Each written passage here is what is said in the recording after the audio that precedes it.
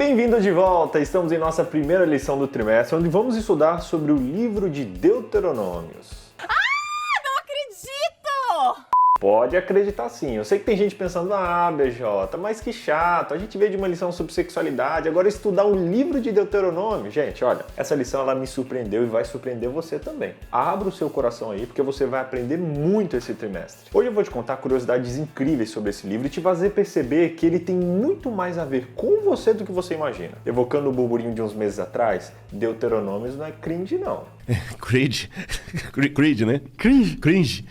E a gente fez um vídeo extra sobre Deuteronômios, que inclusive a gente já deixou postado, a gente colocou lição 0. Ele é como que uma introdução, onde a gente explicou o contexto geral do livro. Entender o que a gente falou lá é fundamental para você entender a nossa lição desse trimestre. Então, assiste lá e faz valer o trabalhão que a gente teve para fazer um vídeo extra aí, tá? Deuteronômio é um comentário extra das leis dadas por Deus à nova geração de israelitas que estava para entrar na Terra Prometida. Ele foi escrito logo antes de Moisés morrer, quando o povo estava prestes a atravessar o Rio Jordão e conquistar Jericó. Dá uma olhadinha aqui no mapa, olha. Deuteronômio é um compilado de 3 grandes sermões de Moisés, com o objetivo de aprofundar o significado da lei. É uma revisão da história, da lei e da aliança. Por isso, ao invés desse livro se chamar Deuteronômio, que significa segunda lei, ele é chamado em hebraico por Estas são as palavras. Quem viu o nosso vídeo extra sabe por que desse título. Na verdade, o melhor nome para esse livro foi escolhido pela tradução tailandesa da Bíblia, que o chama de Explicação da Lei. Ele foi escrito na estrutura de um contrato, algo que era muito conhecido naquela época, que era inclusive a estrutura de um suzerano com um vassalo, um contrato que era feito entre um governante e o seu governado. Assim como hoje, quando você aluga uma casa, por exemplo, você tem que assinar um contrato. Geralmente, eles têm a mesma estrutura, onde mudam apenas alguns detalhes. Os advogados alteram apenas o nome, o endereço, mas a estrutura geral costuma ser igual. Na antiguidade também existiam padrões para os contratos, e um deles era o padrão do tratado entre o governante e seus governados, que tinha a seguinte estrutura. Primeiro, um prólogo histórico, revendo ali o relacionamento do rei com seus súditos. Segundo, as estipulações básicas, que mostravam ali os princípios gerais que deveriam guiar o relacionamento deles. Terceiro, as estipulações detalhadas, que expandiam algumas regras que deveriam ser seguidas. Quarto, a cláusula do documento, apelando ali às ratificações dos sujeitos. E o quinto, as bênçãos, explicando os benefícios que os governantes ofereciam para os governados. Tem o sexto também, que eram as maldições, onde mostrava as punições que eles teriam, e o sétimo sempre fechava com um resumo de tudo que eles haviam dito. Quem viu o vídeo já sabe disso, mas eu estou resumindo aqui porque vai ser importante você entender isso hoje. Se você olhar o livro de Deuteronômio, ele se encaixa perfeitamente nessa estrutura. Moral da história? O próprio formato desse livro contém uma mensagem muito importante para Israel e para nós. Essa nação tinha como governante não um homem tirano, mas o próprio Deus. Deus era rei. Olha, nunca se esqueça disso, tá bom? Jamais esquecerei. Depois de contextualizar um pouco da história do livro, eu quero conversar sobre 2 sujeitos presentes aqui no livro de Deuteronômio, que é o governante e os governados. Primeiro vamos falar dos governantes. Deus é um ser pessoal, que sente emoções de maneira infinitamente profundas, e ele tem prazer e alegria em algo essencial para o ser humano, que são os relacionamentos. Ele é um Deus de relacionamentos. Mesmo sendo um governante, ele também quer ser nosso amigo, quer ter um relacionamento conosco. Deuteronômio nos chama a atenção para esse Deus que é um rei todo-poderoso, mas que ainda assim quer ter um relacionamento pessoal comigo e com você. Ele é o rei do universo, mas ele é o seu Deus, o seu rei, o nosso rei, de forma muito pessoal. Muitos acusam o Deus do Antigo Testamento de ser alguém tirano, sanguinário, que só quer colocar regra para os seus filhos, ou melhor, sobre os seus escravos. Diferente, inclusive, do Jesus lá do Novo Testamento. Parece que o Deus do Antigo Testamento só se preocupa em faça, faça, faça, e aí Jesus tem que entrar para colocar graça no meio. Faça isso e faça aquilo. Primeiramente é preciso você entender que Deus não muda. Ele é o mesmo ontem, hoje e sempre. O Deus Yahvé do Antigo Testamento é o Senhor Jesus Cristo do Novo Testamento. Por isso, sempre que você ler nesse livro se referindo a Deus, lembre-se que esse Deus também é Jesus. Outro ponto a se considerar é o fato de que as regras elas fazem parte de qualquer relacionamento respeitoso. Os limites, bem como a disciplina, fazem parte do pacote da bondade, da liberdade, da fé e do amor. Por isso, Deuteronômio precisa ser enxergado com os olhos de um Deus de amor, que nos ama tanto a ponto de criar limites para que esse amor possa ser desfrutado de maneira plena e completa. Gente, muito maravilhoso isso. Que coisa mais linda!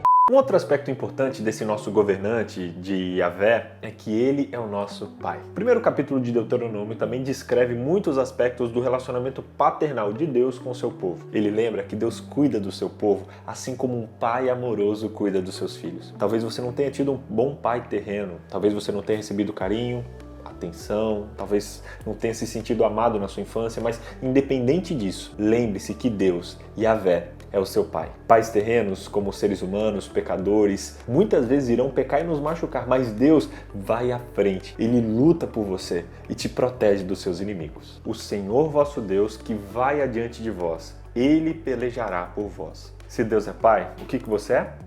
Filho. Nós nos esquecemos disso em nossa vida e tentamos lutar sozinhos, como uma criança que se esquece que tem um pai que vai cuidar de todas as suas necessidades e a gente tenta se virar sozinho no mundo. Não, nós somos filhos. A única obrigação de um filho é descansar nos braços de um pai que cuida e mantém a sua vida. Quantas vezes a gente não confia que o nosso pai vai cuidar e sanar as nossas necessidades? O povo de Israel viveu isso no deserto. Quando estava ali às portas da terra prometida, eles enviaram espiões para olhar a terra e os inimigos que moravam lá. Deuteronômio 1, verso 21, Moisés disse que Deus tinha dado essa terra para eles, agora era hora de irem conquistar a bênção. No entanto, no capítulo seguinte, a gente vê o povo querendo enviar espiões para reconhecer a terra e dizer quais cidades eles deveriam entrar.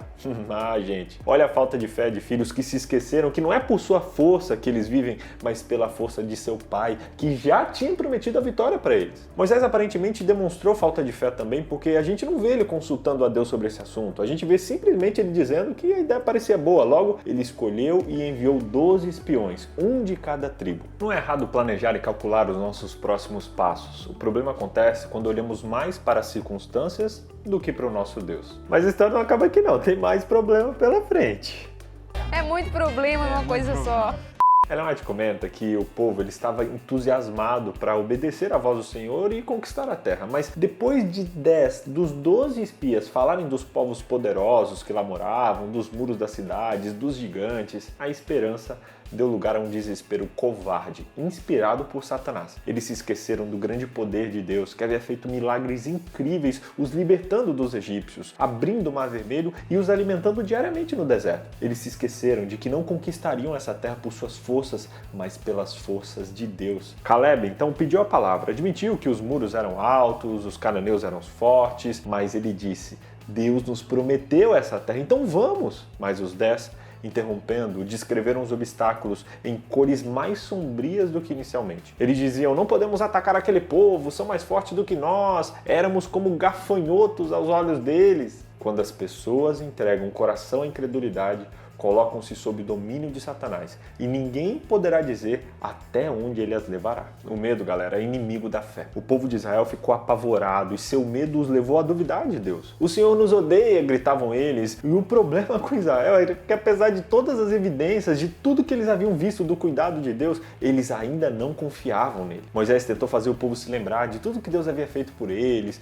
mas não deu muito certo. As palavras de Moisés a Israel são para nós também. Quando passamos dificuldades e nos esquecemos do tamanho do nosso Deus. Não fique apavorado, não tenha medo deles. O Senhor, teu Deus, que vai antes de ti, lutará por ti, como fez por ti no Egito, diante dos teus próprios olhos e no deserto. Lá você viu como o Senhor, seu Deus, o carregou, como um pai carrega seu filho, por todo o caminho que você percorreu até chegar a este lugar. Quando os medos vierem, e eles virão, devemos desviar os olhos do problema e olhar para o Deus que é maior do que qualquer problema. Você acredita nisso? Escreva eu creio aqui nos comentários. Resumindo, primeiro, Deus não muda. Ele é o mesmo ontem, hoje e sempre. Segundo, Deus é nosso Pai e nós somos seus filhos. Terceiro, Deus sempre cuidará de nós. Quarto, Deus lutará e vencerá por nós. Basta olharmos mais para Ele do que para os problemas. Que hoje a sua fé seja renovada e que você aceite esse Deus que ama relacionamentos e que te dá o privilégio de poder chamá-lo de Pai. Independente de qual seja a sua referência paterna, Deus é o seu verdadeiro Pai, que nunca, jamais, em hipótese alguma, irá te abandonar. Não faça como o povo de Israel que se esqueceu de como seu pai era. Pare de olhar para os problemas e olhe para o seu pai, para o seu papai, que é muito maior do que qualquer problema. Você acredita nisso? Que Deus abençoe a sua vida e que a partir de hoje você se sinta e se perceba mais amada por esse Deus que é o seu pai? E olha, para você que curtiu a nossa lição, eu tenho um desafio. Fizemos um quiz com 5 perguntinhas sobre esse tema para ver quem realmente entendeu o assunto desse vídeo. Então acesse esse site aqui ou aponte o seu celular para esse QR Code que a gente deixou aqui do lado e responda as 5 perguntinhas do desafio. Depois comenta aqui quantas você acertou. Quero ver se você está aprendendo mesmo isso aqui.